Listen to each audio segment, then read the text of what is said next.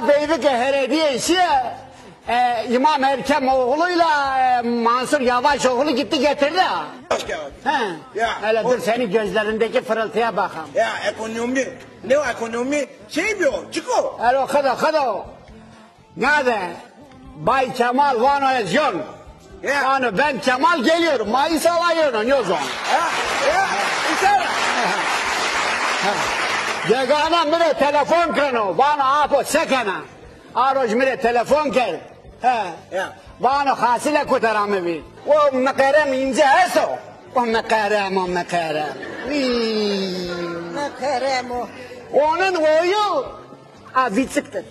O İmam Erkem oğlu Kılıçdaroğlu'nun gizli oğludur ha. Ülkeler iç içe girmiş. Kimin oğlu ben bir şey bilmedim. Ama Ezvan inşallah bu karabalık karmaşa gındır mındırdan bir şey çıkar.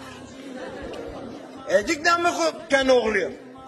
Tek sefer Kanada'da bazı ben Hıdır geliyorum. Geliyorum. Ben Hıdır geliyorum. İyi. Siminden öperim. Erkem ne yapıyor inan oğlu?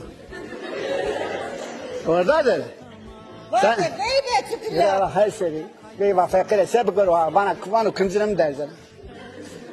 Yine mutfaktasınız.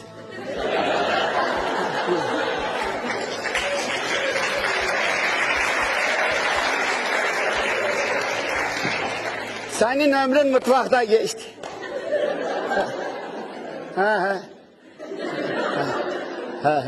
Erok Kemal kadar tözün Perat sana bir şey soracağım bana doğru söyle. O masanın altında kimse var mı yok mu?